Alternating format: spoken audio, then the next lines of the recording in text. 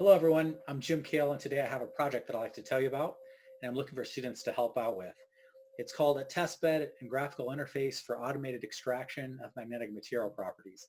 Now before I tell you about the details of the project, let me just show you a little bit of a background why this project is important.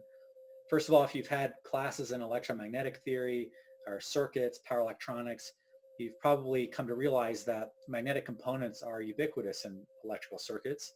They're used in transformers, inductors, chokes, and magnetic components in particular are used not only for filtering, but largely to store and transfer energy. So this is a picture of a power electronic system.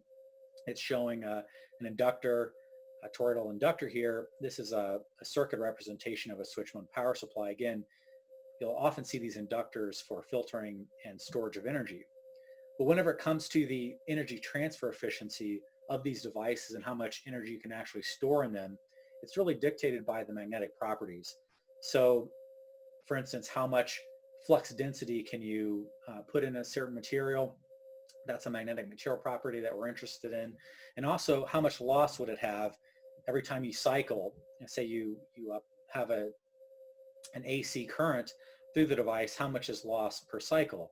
So you probably remember, but the energy that's lost in the magnetic device is equal to the area under this loop. It's called the hysteresis loop, or expressed in terms of a closed integral as such. Now the question is, for a given magnetic material, how would I determine these properties? Let's say that I want to do an optimal design. I want to design a converter such as this that I have shown here, and I want to maximize energy density and make sure that this design is as energy dense as it can be. And I want to look at the details of that magnetic component. Well, to characterize a magnetic material, and what you would be doing in this project is, first of all, creating a test bed for extracting the materials for magnetic toroidal core samples. And that will be done by creating a power supply, a data acquisition hardware. It's actually just connecting the hardware and acquiring data, and a magnetic test stand. As part of that, you'll be creating a software application to extract and visualize the data. So it turns out that the science behind extracting materials has been patented before. So this is really creating a test capability based on some methodologies that have been figured out. So here's what the test stand looks like. So there's an input winding. This creates a field inside the magnetic toroid sample, which is here.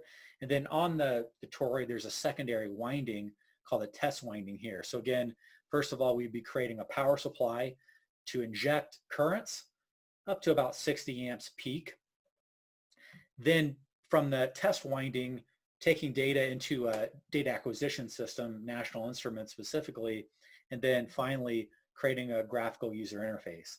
I have LabVIEW shown here, but it could be a different type of software to do that. But the idea is to interact with the data acquisition system and also control the power supply to be able to run consistent and repeatable studies.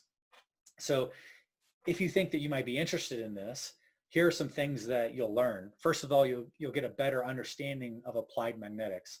How do these features that I talked about in the hysteresis loop and flux density, how does that relate to the design of transformers, inductors, chokes, electrical motors, and other components, which I think is a very useful skill. How nonlinear magnetic effects are modeled. You may have realized that often hysteresis and these types of effects are typically neglected because they're more difficult to model, but you'll get some experience in how you would do that if you needed to. Experience with National Instruments high-speed data acquisition hardware, if you don't have experience with those. Creating graphical user interfaces, the software. And then also, and this is really for students who are interested in it, you would be also working with a graduate student in my research group who has a lot of experience creating professional quality printed circuit boards.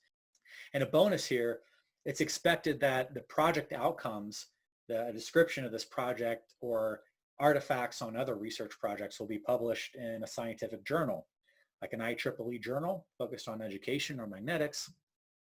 And as bonus too, it turns out that a prototype test stand, I've already had this fabricated, so you wouldn't have to design that. This should be ready to go without much difficulty. If you're interested in this project, I'm looking for students who have the following skills.